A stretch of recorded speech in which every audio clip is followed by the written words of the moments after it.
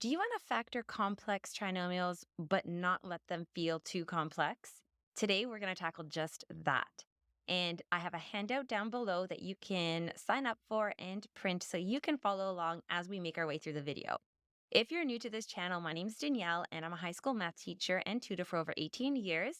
And here on this channel, I like to give students my best learning strategies and tips on how to make learning math feel easier and zen. So if you're a high school math student, definitely subscribe so you can stay up to date with my latest videos.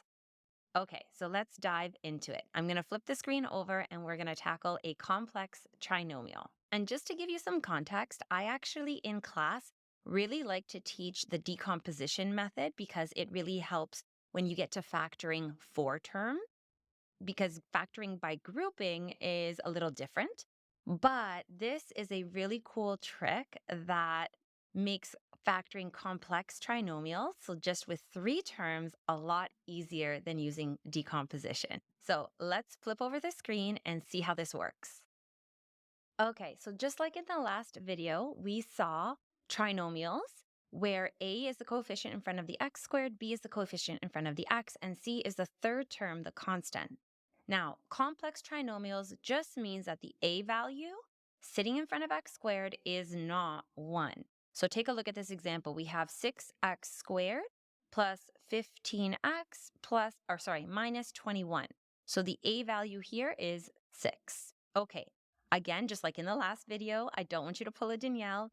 Don't make that silly grade 10 mistake that I always used to make. Look for your GCF. Look for your greatest common factor. In that given trinomial, we are trying to solve for our x-intercepts. That's what it means to factor a quadratic. You're looking for your x-intercepts. But if you don't snag out that common factor, life's going to get complicated, and we don't want that. So here, we're going to actually factor out. So there usually is a 0 here because you're factoring for x-intercepts. And again, I spoke about that in the last video. But here I can see that a GCF of 3 can be divided out by all three terms. When you're common factoring, you're actually dividing that number out by all three terms. So 6 divided by 3 is 2. I still have my x squared. 15 divided by 3 is 5. I still have the x. And negative 21 divided by 3 is negative 7. Now we are ready and set to factor the trinomial here where the a value is 2. Okay, so I've recopied the question here. Again, we're setting this equal to 0 because finding our x-intercepts means our y value is 0. Now, the fun part about this cool trick that I don't typically teach in class, maybe I should start, is we are not going to do decomposition. We're actually going to take the a value and multiply it to the c term.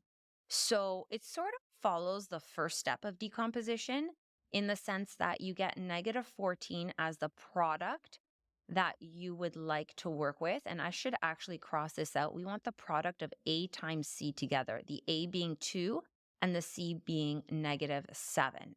So that part's the same. We want negative 14. And the sum that we're looking for is 5. So we want two numbers that multiply to, I scrolled up a little bit too much there, negative 14 and add to 5. So I listed all the factors here for us. 1 and negative 14 multiplies to negative 14. Negative 1 and 14 would also work. Negative 2 times 7 gives us negative 14. And 2 times negative 7 gives us negative 14. These two do not add to 5 in any which way. Negative 1 and 14 do not add to 5. Negative 2 plus 7 does add to 5, and 2 minus 7 is negative 5, so that's not good. Our magic numbers are negative 2 and 7. All right, so let's come back over here to this part of the page where I have the 3. I'm just going to leave the 3 alone, and I'm going to set up two brackets, just like we did with a simple trinomial, okay? And I'm going to put my x squared and my x squared in here. So just like we did before, okay? And this time what I'm going to do is when I put in the negative 2 here and the positive 7 here, I'm not going to leave it like this. And the reason for that is because we had not a GCF, we had a 2 here for our a value.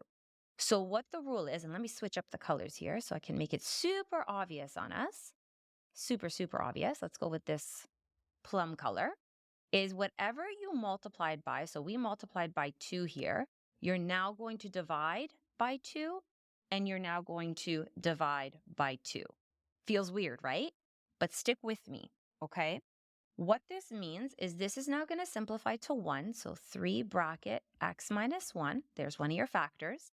And all you're going to do with this 2, because it can't divide by 7 nicely, is you're going to multiply it up to the x here. So this becomes 2x plus 7 equals 0. And here are your two factors. This one is telling us that the first x-intercept is equal to 1.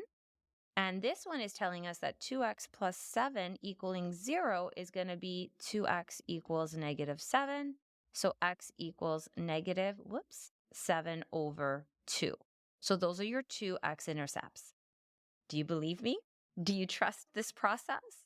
If not, we can always expand. So our answer was 3 bracket x minus 1, 2x plus 7. If we were to expand this, would we get back the original equation, which is either this with the 3 in front of it or even the 6x squared version of it? So let's just expand here. Let's get 3 bracket. This becomes 2x squared. X times 7 is 7x. Negative 1 times 2x is negative 2x. And negative 1 times 7 is negative 7. This can simplify, and we can clean that up. So 2x squared, this becomes positive 5x. Yes, this is looking right. Minus 7. And there you have it. It comes back to this form of our trinomial. If you bring the 3 back in, you'll just get back the 6x squared version of your original equation. And that's how you do it. So if any of that confused you, definitely comment down below and I'll be sure to try and help you sort through that confusion. If you liked what you saw and you have another math topic you'd like me to cover, comment below and I'll try and create another video for you. You can definitely subscribe so you stay up to date on all the videos that are coming out. I'll see you in the next video.